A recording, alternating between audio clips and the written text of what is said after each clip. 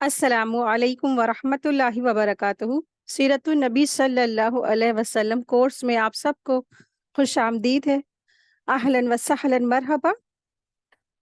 آج کا ہمارا جو ٹاپک ہے نبی کریم صلی اللہ علیہ وسلم کی ہجرت ہے۔ نحمدہ و نصلی علی رسولہ الکریم، اما بعد فاعوذ باللہ من الشیطان الرجیم، بسم اللہ الرحمن الرحیم، رب اشرح لی صدری ویسر لی امری واحلل عقدۃ من لسانی یفقہوا قولی، رب زدنا علما، اللہم صلی علی محمد وعلی آل محمد کما صلیت علی ابراہیم وعلی آل ابراہیم انک حمید مجید، اللہم بارک علی محمد وعلی آل محمد کما بارکت علی ابراہیم وعلی آل ابراہیم انک حمید مجید، آمین یا رب العالمین۔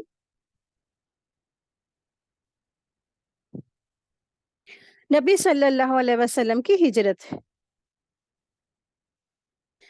اس قسم کے اجتماعی کا مزاج یہ ہوتا ہے کہ وہ انتہائی رازدارانہ ہو، کیونکہ یہ جو اجتماع جو ہو رہا تھا وہی جو پیچھے ہم لوگ نے پڑھا کہ دارالندوہ میں جو کفار قریش نے آپ صلی اللہ علیہ وسلم کو قتل کرنے کی، جان سے مارنے کی جو پلاننگ کی تھی اسی کی طرف اشارہ ہے۔ تو یہ ظاہر سی بات ہے کہ کسی کی قتل کا جب مشورہ ہوگا تو بہت زیادہ خفیہ طریقے سے ہو رہا تھا نا، اور یہ پھر ظاہری سطح پر بھی کوئی ایسی حرکت پیش نہ آئے جو روزمرہ کے خلاف اور عام عادت سے مختلف ہو، تاکہ کوئی شخص سازش اور خطرے کی بو نہ سونگ لے اور کسی کے دل میں یہ بات نہ گزرے کہ یہ خاموشی کسی شر کا پیش خیمہ ہے۔ یہ قریش کا مکر تھا، یعنی چال تھی، لیکن انہوں نے یہ مکر اللہ سبحانہ تعالیٰ کے مقابل کیا تھا، اس لیے انہیں اللہ تعالیٰ نے اس طرح نامراد کیا کہ وہ سمجھ بھی نہیں سکے۔ چنانچہ حضرت جبریل علیہ السلام نازل ہوئے، نبی صلی اللہ علیہ وسلم کو قریش کی جو سازش کی خبر دی، ہجرت کی اجازت دی، نکلنے کا وقت مقرر کیا اور قریش کے چال یعنی مکر کو رد کرنے کا پروگرام بھی بتایا۔ چنانچہ فرمایا کہ جس بستر پر آپ سویا کرتے ہیں، آج کی رات اس بستر پر نہ سوئیں۔ تو یہ تدبیر کا پہلا حصہ تھا۔ تو جب قریش نے چالیں چلی تو اللہ تبارک تعالیٰ نے بھی تدبیر کی، تو یہ تدبیر کا پہلا حصہ تھا، اور اللہ تعالیٰ اس مکر کو رد کرتے ہیں لیکن اس کے لیے تدبیر بھی بتلاتے ہیں کہ کسی بھی کام کو کرنے کے لیے تدبیر کرنا، پلاننگ کرنا، حکمت سے کام کرنا بے حد ضروری ہوتا ہے۔ تو یہ بتایا گیا آپ صلی اللہ علیہ وسلم کو کہ جس بستر پہ آپ سوتے ہیں اس بستر پہ آج رات آپ نہیں سوئیں گے۔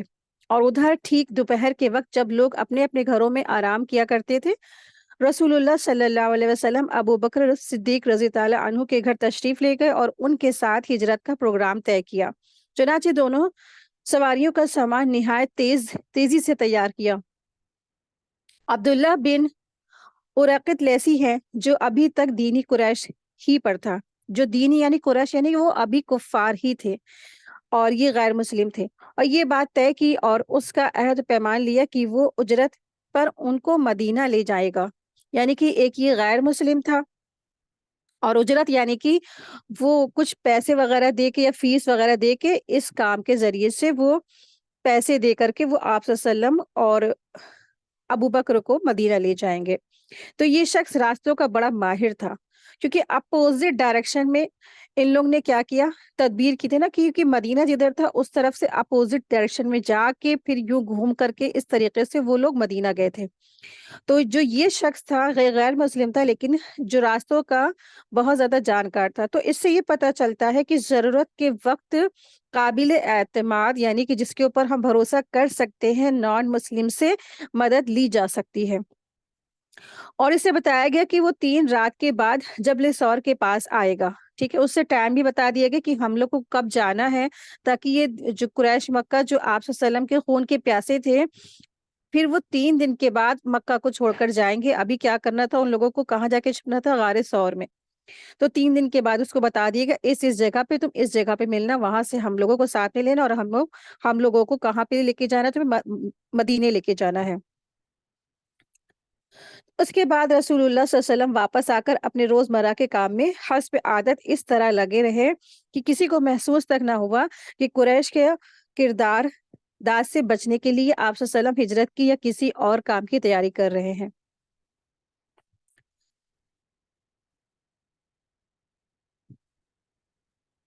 इससे ये बात पता चलती है, यानी आप सल्लम और अबू बकर दोनों इतने नॉर्मल थे, इतने नॉर्मल अंदाज में अपने रोजमर्रा के काम कर रहे थे। खास करके रसूलुल्लाह सल्लल्लाहु अलैहि वसल्लम के बारे में पता चलती है बात कि इतने सादगी से, इतने इतने नॉर्मल से वो काम कर रहे थे, और सब कुछ जैसे हो रहा था वैसे ही वो कर रहे थे। आमतौर पर ना हम सब क्या करते हैं, अपने राज को राज ही नहीं रख पाते हैं, लेकिन आप सल्लम के लिए ये बहुत बड़ा एक खुशी का मौका था, बहुत बड़ी बात थी। लेकिन आप सल्लल्लाहु अलैहि वसल्लम ने इसको आराम से, बिना राज़ को ज़ाहिर काम के, राज़ को जो ज़ाहिर करके बिना ही इसको ऐसे ही सरअंजाम दिया कि बस नॉर्मल तरीके से अपने घर के बस काम कर रहे हैं, वो जैसे रोज़मर्रा के काम होते थे। तो नबी करीम सल्लल्लाहु अलैहि वसल्लम हज़रत अबू बकर रज़ी तआला अन्हु के लिए ना, ये जो खबर थी ना, ये मामूली नहीं थी खबर। इसका उन्होंने कई महीनों तक के इंतज़ार किया था। एक रिवायत में आता है कि सब मुसलमानों के लिए जब वो जा रहे थे, लेकिन आप सल्लम अल्लाह ताला की इजाज़त का इंतज़ार कर रहे थे, तो आप सल्लम ने अबू बकर रज़ी ताला अन्हु से कहा था कि तुम कुछ दिन ठहरे रहो, मुझे उम्मीद है कि मुझे भी हिजरत की इजाज़त मिल जाएगी। और अपने आप सल्लम ने तकरीबन 4 महीने तक इंतज़ार किया।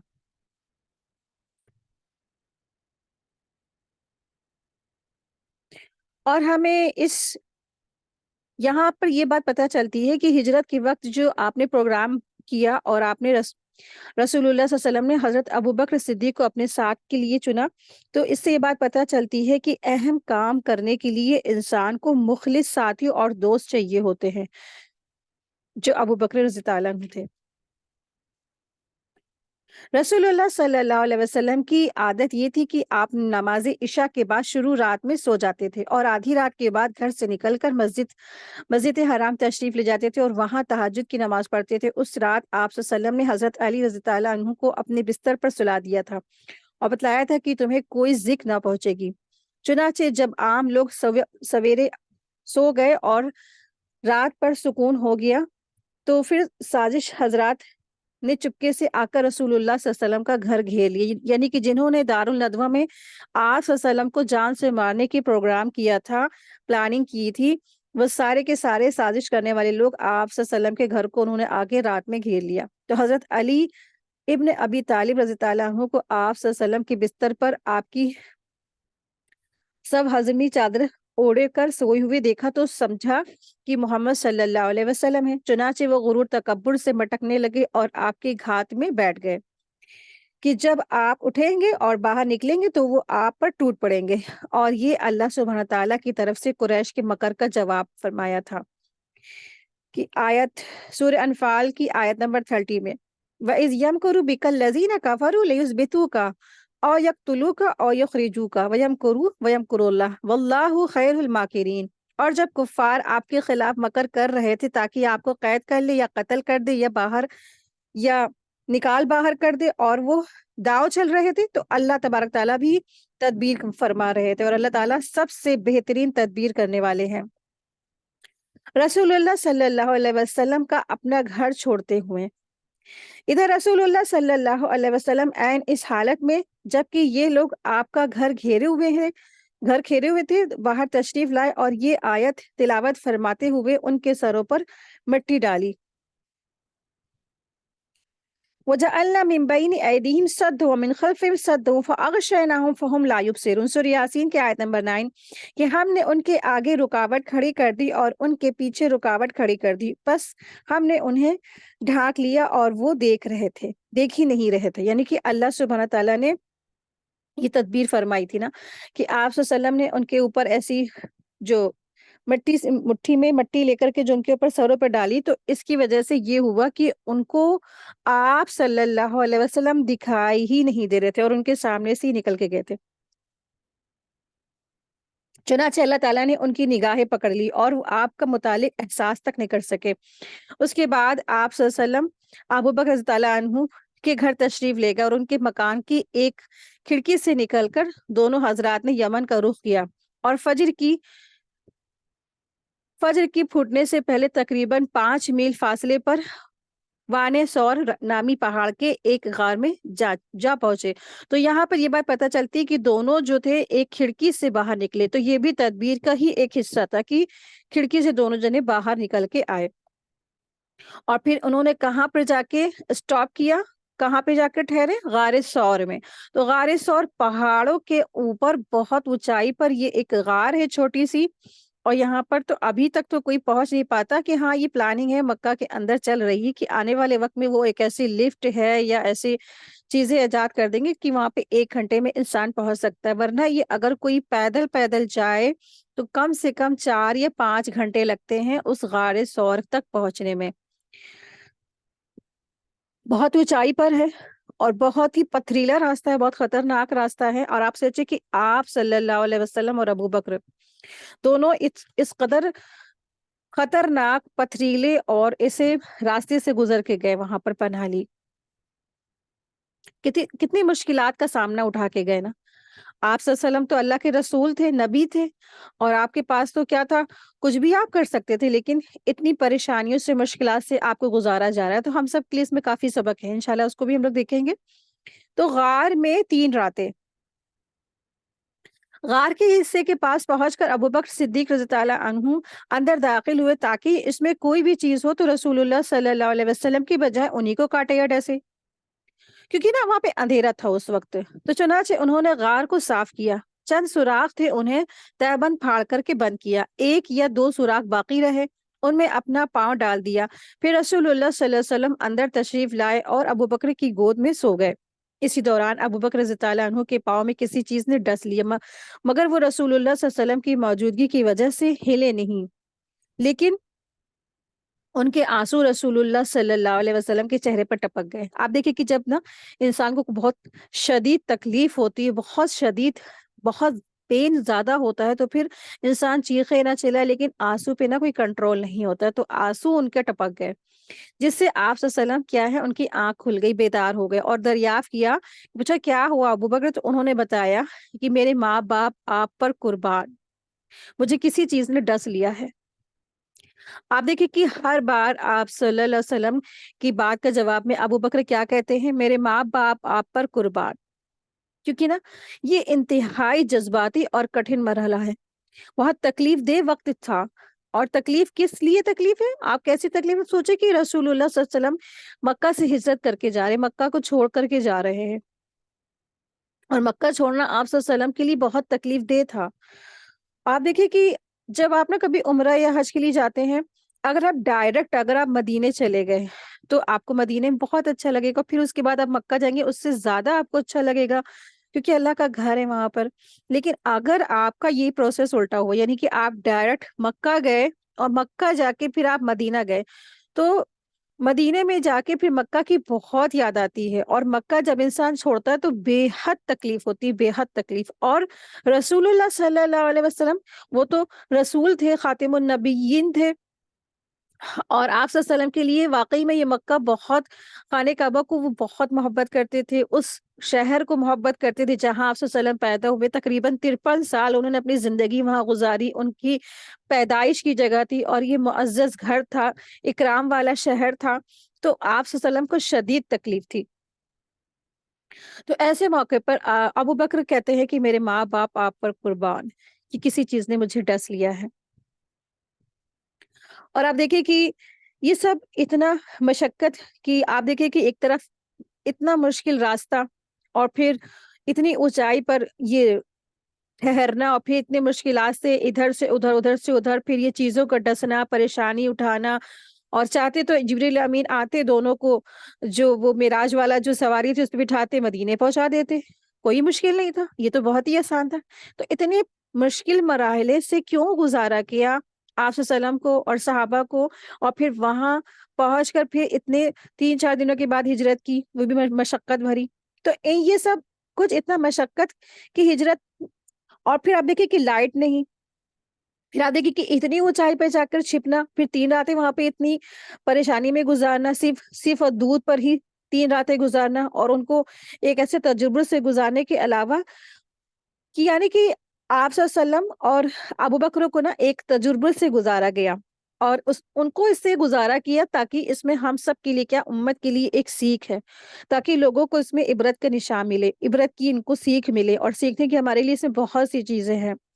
تو یہ نہیں ہے کہ بس آپ نے بس لا الہ الا اللہ پڑھ لیا، اللہ کا نام لے لیا، اور منزل کیا ہے ہمارے سامنے آ جاتی ہے، اور منزلیں ساری آسان ہو جاتی ہیں۔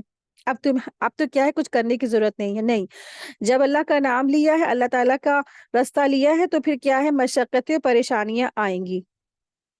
تو انسان کو مشقت پریشانی سے گھبرانا نہیں چاہیے، اور انسان کو تدبیر کرے اور توکل علی اللہ کرے۔ بعض اوقات بعض عمل سے انسان کے درجے اس طرح بلند نہیں ہوتے ہیں جس طرح تکلیف سے گزرنے پر بلند ہوتے ہیں۔ عائشہ رضی تعالیٰ عنہا فرماتی ہیں کہ ایک رات وہ لیٹی ہوئی تھی، اور جو ستارے تھے وہ آسمان میں چمک رہے تھے۔ وہ کہتی ہیں آپ صلی اللہ علیہ وسلم سے کہ یہ جو ستارے آسمان میں چمک رہے ہیں، یہ عمر رضی تعالیٰ عنہ کی نیکیاں ہیں۔ تو اللہ کے رسول صلی اللہ علیہ وسلم نے فرمایا، یہ عمر رضی اللہ تعالیٰ عنہ کی اس رات کی نیکیاں جس رات وہ ہمارے ساتھ تھے غار ثور میں۔ ایک رات کی یہ ساری نیکیاں ہیں حضرت ابو بکر صدیق رضی اللہ عنہ کی۔ تو اتنی زیادہ ابو بکر رضی اللہ عنہ نے قربانیاں دی، اور ایسے بہترین ساتھی تھے، پورا ہی گھرانہ جو تھا ان کا زبردست تھا۔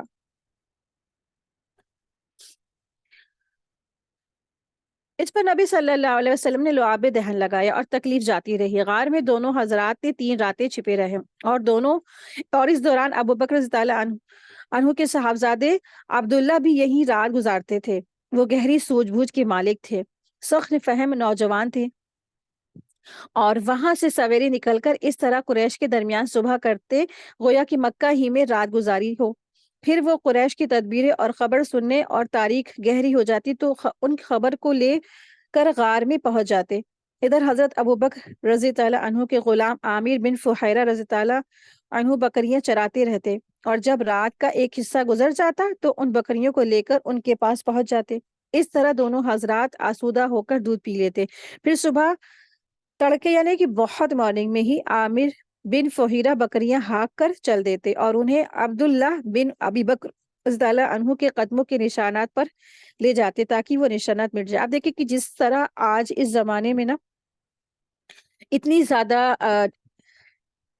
ڈیٹیکٹیو ہیں، جاسوس ہیں، سراغ لے لیتے ہیں، اس زمانے میں بھی اس سے بڑے بڑے ڈیٹیکٹیو تھے، جاسوس تھے، اور بہت زیادہ جو لوگ تھے اس وقت بھی جاسوسی کرنے والے تھے۔ تو اسی طرح سے پھر یہ بھی تدبیر کا حصہ ہے کہ جب حضرت ابو بکر رضی تعالیٰ عنہ کے بیٹے آتے تھے تو وہ جو بکری والے چرواہے والا تھا انہی کے قدموں پہ بکریاں چرا کے لے جاتا تھا، تاکہ قدموں کے نشان کو مٹا دیا جائے، تاکہ کوئی بھی ان دونوں تک پہنچ نہ پائے۔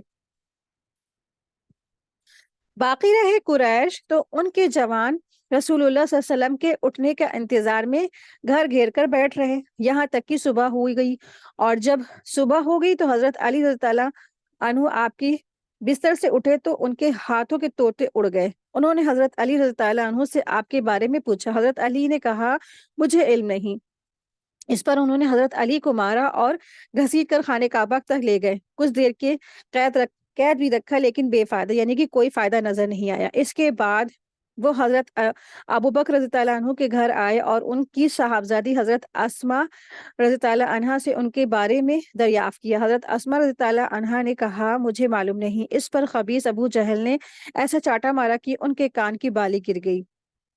پھر انہوں نے ہر جانب تلاش شروع کر دی، اور اعلان کر دیا کہ جو کوئی ان دونوں کو زندہ یا مردہ حاضر کرے اسے ہر ایک کے بدلے 100 اونٹ انعام دیا جائے گا۔ یعنی کہ دونوں تھے نا، ابو بکر اور اللہ کے رسول صلی اللہ علیہ وسلم، اور ہر ایک کے بدلے 100 اونٹ۔ 100 اونٹ ایک بہت بڑی کیا تھا، انعامات تھا، بہت بڑا انعام تھا۔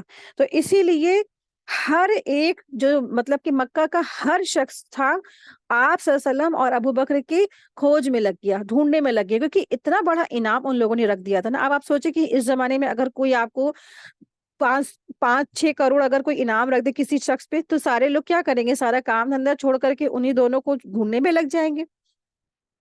تو اس طرح سے کافی لوگ آپ صلی اللہ علیہ وسلم اور ابو بکر کے کھوج میں لگ گئے، کیونکہ انعام کافی بڑا ان لوگوں نے رکھ دیا تھا۔ تو تلاش کرنے والے غار کے دہانے تک پہنچا، یعنی کہ جا پہنچے۔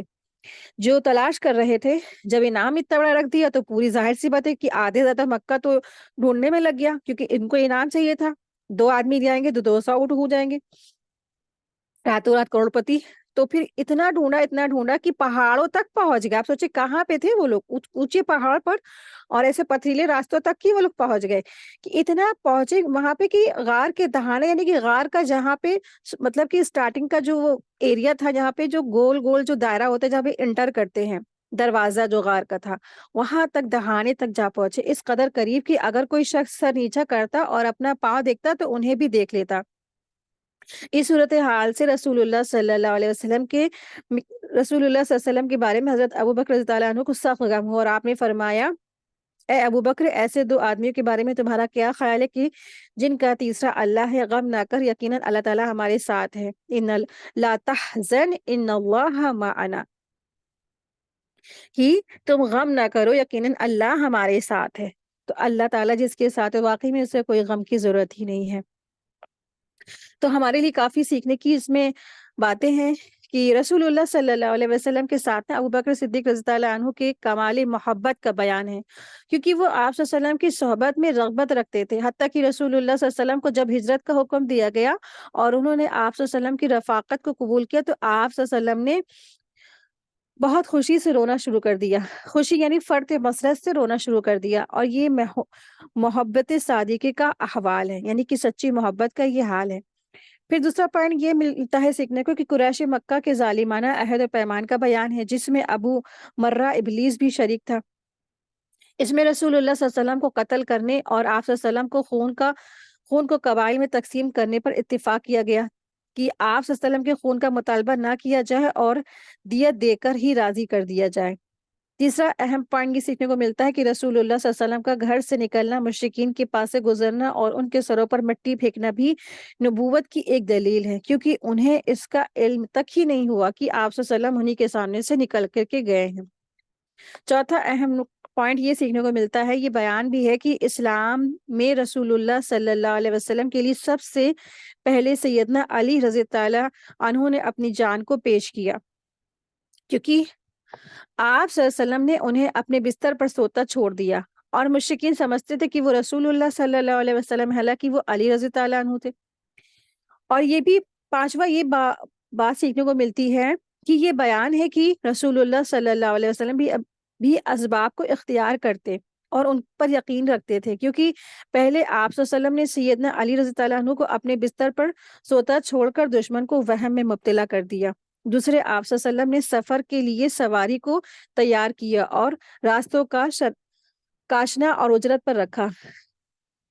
تیسرے، آپ صلی اللہ علیہ وسلم دشمن کی نگاہوں سے چھپنے کے لیے اپنے ساتھی کے سامنے غار ثور میں پناہ گزیر ہو، یعنی کہ پناہ لی وہاں پہ۔ چھٹا اہم پوائنٹ یہ سیکھنے کو ملتا ہے کہ رسول اللہ صلی اللہ علیہ وسلم کو مشرکین سے اوجھل رکھنے کے لیے مکڑی کا جالا بننا، کبوتری کا جو گھونسلہ بنانا اور اس میں انڈے دے دینا بھی نبوت کی ایک علامت ہے، جس میں تعجب کی کوئی بات نہیں ہے، کیونکہ سیدنا ابراہیم علیہ السلام کو جب آگ میں ڈالا گیا تھا تو چھپکلی آگ بھڑکانے کے لیے پھونک مارتی تھی۔ یہی وجہ ہے کہ چھپکلی خبیث ترین حیوان ہے، اور حدیث کی روح سے اس کو قتل کرنے میں نیکی ہے۔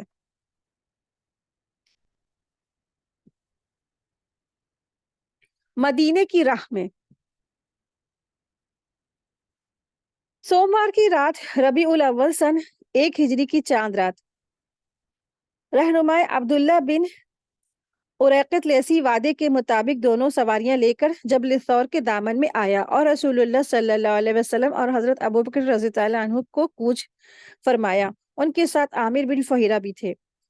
رہنما پہلے جنوب کی جانب یمن کے رخ پر دور تک چلا، پھر پچھم یعنی مغرب کی طرف مڑا اور ساحل سمندر کا رخ کیا۔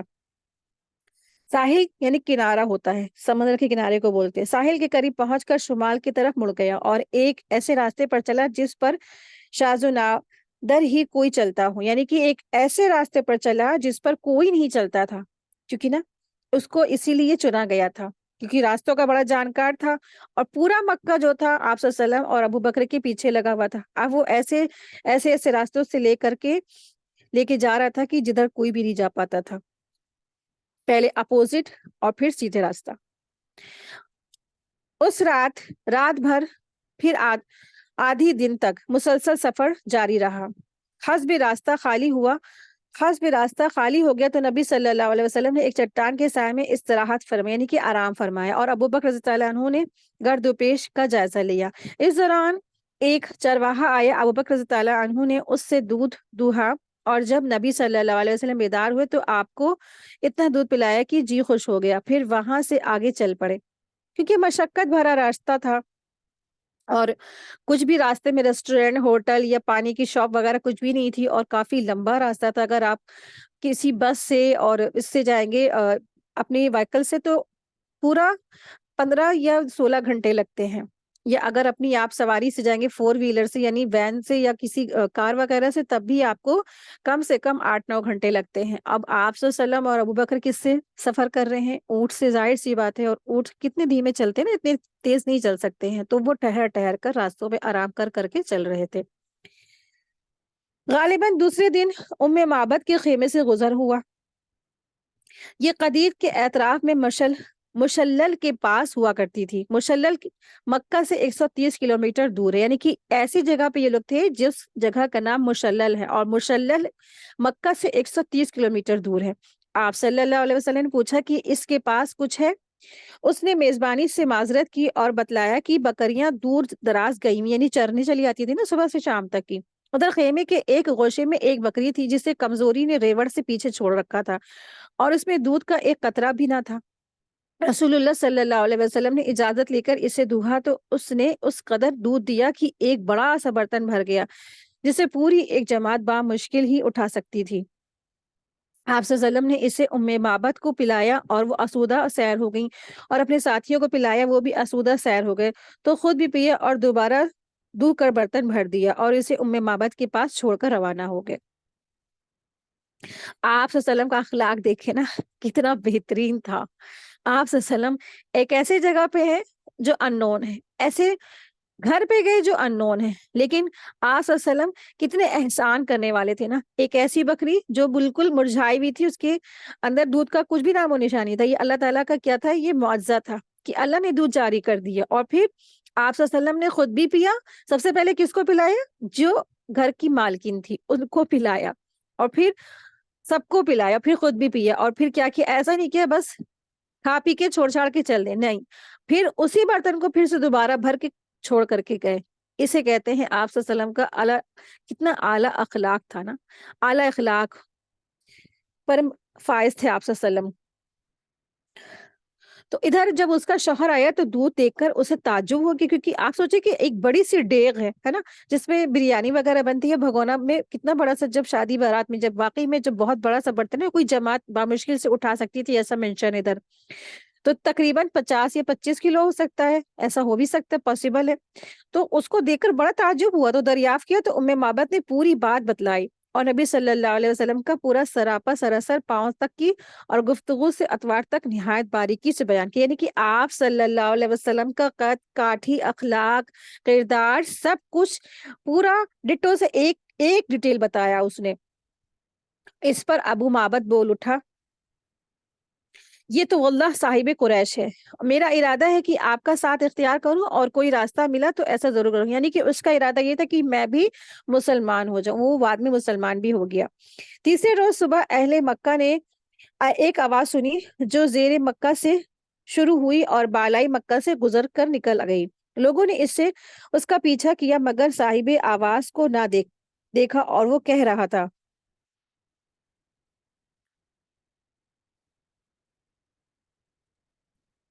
अल्लाह जो लोगों का परवरदिगार है, उन दो रफ़ीकों का बेहतरीन जज़ा दे जो उम्मे माबद के ख़ेमे में नाज़िल हुए। वो दोनों खैर के साथ उतरे और खैर के साथ रवाना हुए, और जो मोहम्मद सल्लल्लाहु अलैहि वसल्लम का रफ़ीक हुआ वो कामयाब हुआ। हाय क़सई! अल्लाह ने उसे उसे अल्लाह ने उसके साथ कितने बेनज़ीर कारनामे और सरदारियाँ समेट दी।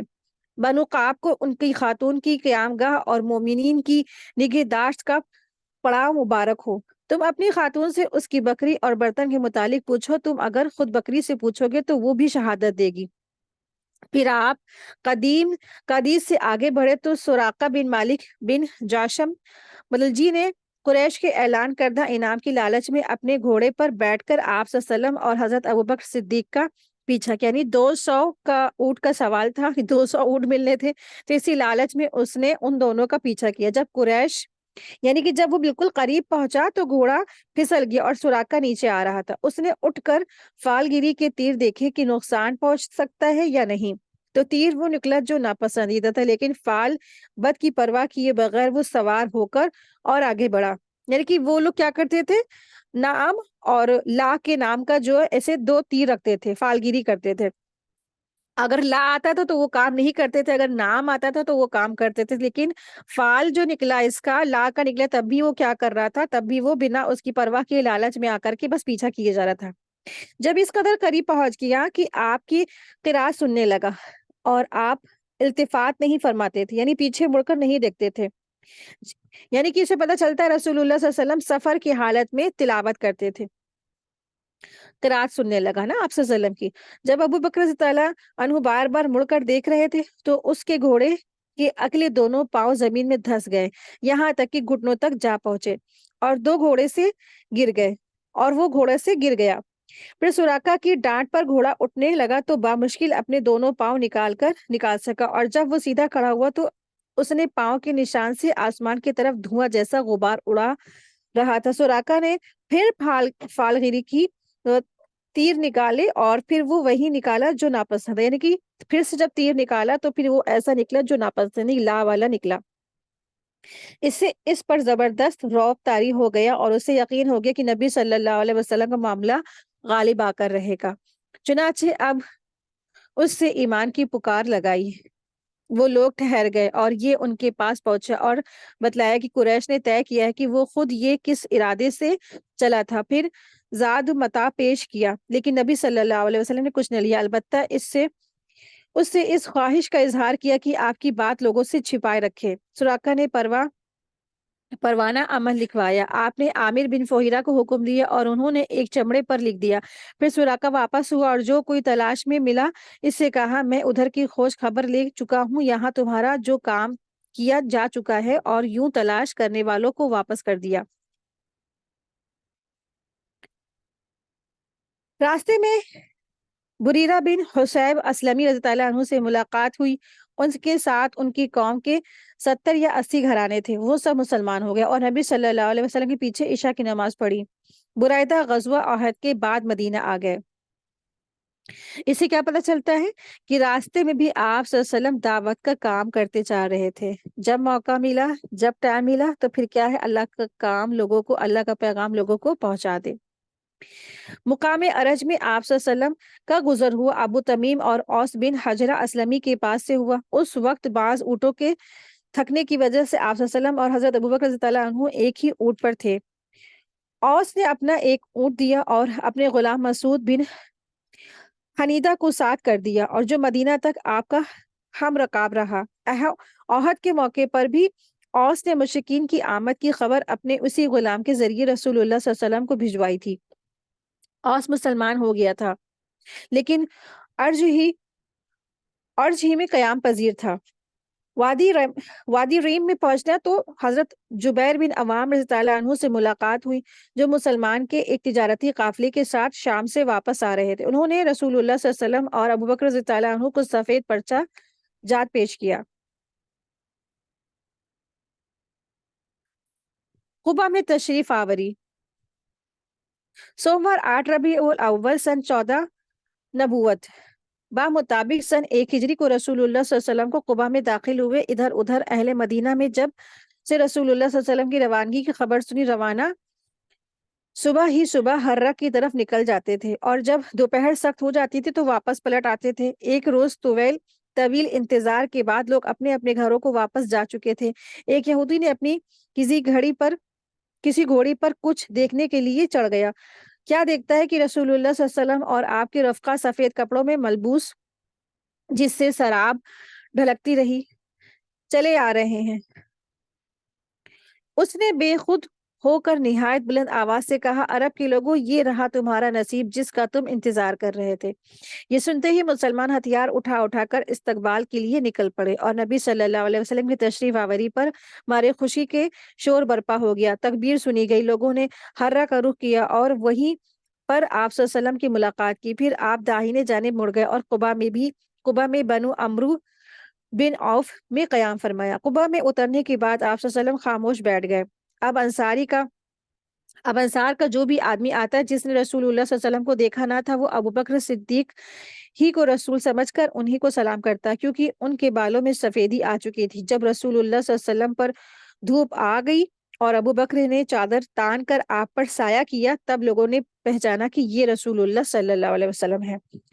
قبا میں رسول اللہ صلی اللہ علیہ وسلم نے کلثوم بن حدم رضی اللہ عنہ اور کہا جاتا ہے سعد بن خثیمہ رضی اللہ عنہ کے مقام پر قیام فرمایا اور وہاں 4 دن ٹھہر کر مسجد قبا کی بنیاد رکھی اور اس میں نماز پڑھی۔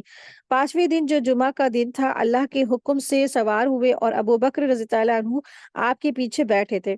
آپ نے اپنے ننیھال بنو نجار کے پاس پیغام بھجوایا، وہ لوگ تلواریں حمائل کیے ہوئے حاضر ہوئے۔ اس کے بعد ان کی معیت میں آپ نے مدینہ کی جانب کوچ کیا۔ بنو سالم بھی عوف کی بستی میں پہنچے تو جمعہ کا وقت ہو گیا۔ آپ نے وہیں بطن وادی میں جمعہ کی نماز پڑھائی جس میں 100 آدمی شریک تھے۔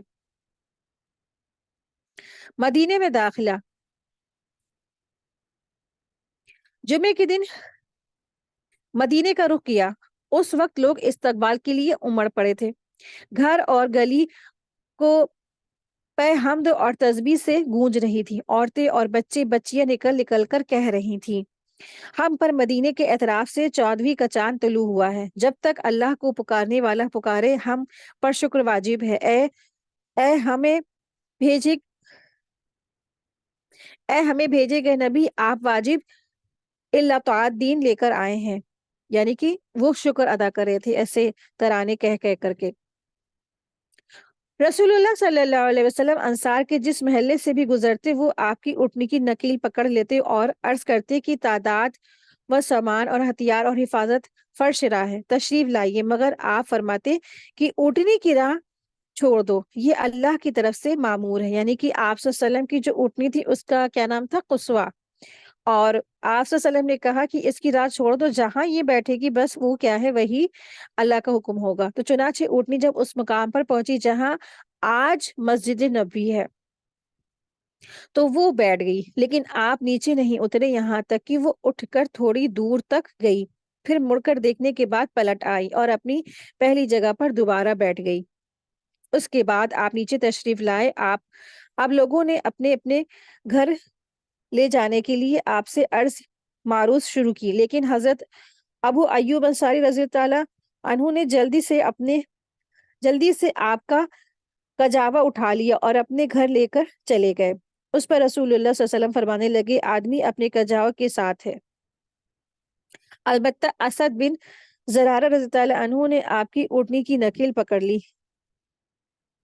اس لیے وہ انہی کے پاس رہی۔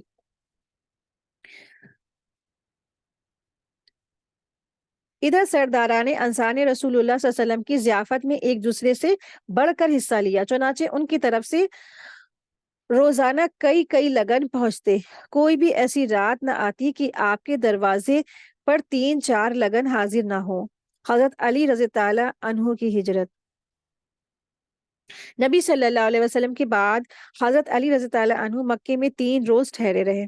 اس دوران اہل مکہ کی جو امانتیں رسول اللہ صلی اللہ علیہ وسلم کے پاس تھی انہیں ادا کیا، پھر پیدل چل پڑے اور قبا میں رسول اللہ صلی اللہ علیہ وسلم سے آ ملے۔ ان کا قیام کلثوم بن حدم کے مقام پر تھا۔ اہل بیت کی ہجرت، یعنی اہل بیت سے مراد کیا ہے؟ خاندان کے لوگ، آپ صلی اللہ علیہ وسلم کے خاندان کے لوگ۔ جب رسول اللہ صلی اللہ علیہ وسلم مدینے میں قیام پذیر ہو چکے تھے تو زید بن حارثہ اور ابو رافع کو مکہ بھیجا۔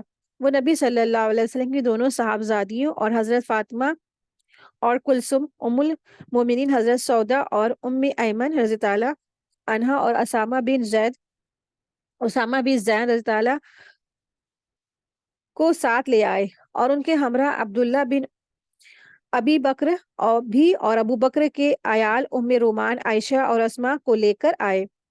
یہ نبی صلی اللہ علیہ وسلم کی ہجرت کے 6 ماہ بعد کا واقعہ ہے۔ حضرت صہیب رضی اللہ عنہ کی ہجرت۔ حضرت صہیب رضی اللہ عنہ نے رسول اللہ صلی اللہ علیہ وسلم کے بعد ہجرت کی۔ انہوں نے جب ہجرت کی اور اس کا ارادہ کیا تو مشرکین نے انہیں روکا۔ ان کے پاس بہت سا مال تھا اور مال سے دست بردار ہو گئے، تو مشرکین نے ان کی راہ چھوڑ دی۔ جب وہ مدینہ پہنچے تو رسول اللہ صلی اللہ علیہ وسلم کو واقعہ سنایا تو آپ نے فرمایا، ابو یحییٰ، یہ بے کامیاب رہی، یعنی کہ انہوں نے اپنا سارا مال چھوڑ چھاڑ دیا، خالی ہاتھ مدینہ گئے۔ اور آپ صلی اللہ علیہ وسلم کیا فرما رہے ہیں کہ یہ تمہاری جو بے ہے، یہ تجارت، یہ بزنس تمہارا کامیاب رہا، یعنی کہ تم نے سب کچھ چھوڑ چھاڑ کے لا الہ الا اللہ کو تھامے رکھا اور ہجرت کی، اللہ کی خاطر، اللہ کی رضا کی خاطر تم نے ہجرت کی، تو یہ تمہارا جو بے ہے، یہ تجارت تمہاری کیا ہے، یہ بزنس تمہارا کامیاب ہے۔ اور ابو یحییٰ حضرت صہیب رضی اللہ عنہ کی کنیت تھی۔ کمزور مسلمان۔ مشرکین نے بعض مسلمان کو ہجرت سے روک رکھا تھا، وہ انہیں ستاتے اور دین سے پھیرنے کی کوشش کرتے تھے۔ انہی میں ولید بن ولید، عیاش بن ابی ربیعہ اور ہشام بن عاص رضی اللہ عنہ تھے۔ رسول اللہ صلی اللہ علیہ وسلم کچھ عرصے ان کے لیے نماز میں دعا یعنی کہ قنوت نازلہ فرماتے رہے، اور جن کفار قریش نے انہیں روکا تھا اور ان پر بددعا کرتے رہے۔ یہی قنوت کی اصل، یعنی قنوت نازلہ کی جو اصل ہے۔ پھر بعض مسلمان نے جرات مندانہ قدم اٹھا کر انہیں کفار کی قید سے چھڑا لیا اور یہ بھی مدینہ آ گئے، یعنی جو تھوڑے مسلمان بچے تھے تو ان کو بھی، مسلمانوں کو بھی مدینے بلا لیا گیا۔ مدینے کی ادب وہو، مہاجرین مدینہ اترے تو جس زمین میں پلے بڑھے تھے اس کی یاد ستانے لگی۔ اس پر مستراز یہ کہ مدینہ اللہ کی سب سے زیادہ وبا خیز سرزمین تھی، چنانچہ آنے کے بعد انہیں بخار اور مختلف امراض نے پکڑ لیا۔ آخر نبی صلی اللہ علیہ وسلم نے اپنے پروردگار سے دعا کی، اے اللہ، اے پروردگار، ہمارے نزدیک مدینے کو اس طرح محبوب کر دے کہ جیسے مکہ محبوب تھا، یہ اس سے بھی زیادہ، اور مدینے کی فضا صحت مند بخش دے اور اس کی سائے اور مدینی غلے کے پیمانے میں برکت عطا کر اور اس کا بخار منتقل کر دے، جفا پہنچا دے۔ اللہ تعالیٰ نے آپ صلی اللہ علیہ وسلم کو یہ دعا اللہ سبحانہ تعالیٰ نے آپ صلی اللہ علیہ وسلم کی یہ دعا سن لی، مسلمان مرض سے راحت پائے اور انہیں مدینہ محبوب ہو گیا۔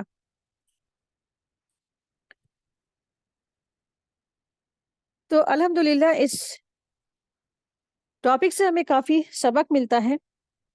تو کچھ ہم لوگ امپورٹنٹ پوائنٹ دیکھیں گے کہ آپ دیکھیں کہ نبی صلی اللہ علیہ وسلم کی ہجرت اور عملی کی جو باتیں ہیں، اس میں کافی چیزیں ہیں کہ کسی کام کو کرنے سے پہلے نا انسان کو اس کی تدبیر کرنی چاہیے۔ اور پھر دوسرا اہم پوائنٹ یہ ہے کہ اہم کام ہو تو کسی مخلص دوست یا ساتھی کو اس میں ساتھ رکھنا ہے، ہموار رکھنا ہے۔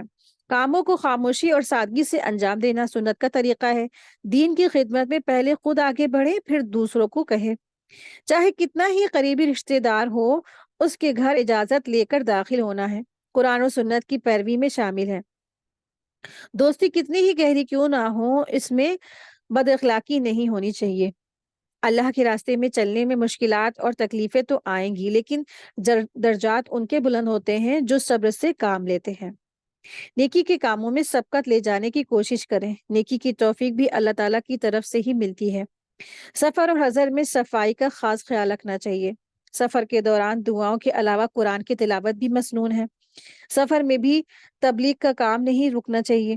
سفر میں کاغذ اور قلم ساتھ رکھنا بھی ضروری ہے۔ نبی صلی اللہ علیہ وسلم کی زندگی سے سیکھنے کو ملتا ہے کہ آپ صلی اللہ علیہ وسلم قلم اور کاغذ ساتھ میں لے کر چلتے تھے۔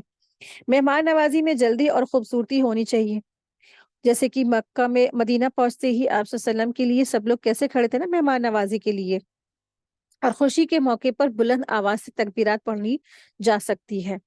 جیسے جب آپ صلی اللہ علیہ وسلم مدینہ پہنچے تھے تو خوشی کے مارے سارے کے سارے کیا ہے، تلوار لے کے تکبیر پڑھتے ہوئے خوشی کے مارے انہوں نے اپنا خوشی کو ظاہر کیا۔ تو اللہ تبارک تعالیٰ سے دعا ہے کہ اللہ سبحانہ تعالیٰ ہم سب کو رسول اللہ صلی اللہ علیہ وسلم کے جیسے بہترین اخلاق اور عمل کرنے کی توفیق عطا فرمائے، جسے صحابہ عمل کرتے تھے۔ اللہ سبحانہ تعالیٰ سے دعا ہے کہ اللہ تبارک تعالیٰ ہم سب کو بہترین عمل کرنے کی توفیق عطا فرمائے، مخلصین بنائے، ہمارے ہر کام میں اخلاص پیدا ہو جائے، اور اللہ تبارک تعالیٰ سے دعا ہے کہ اللہ سبحانہ تعالیٰ ہم سب کو انہی انعام یافتہ لوگوں میں شامل فرمائے، آمین یا رب العالمین۔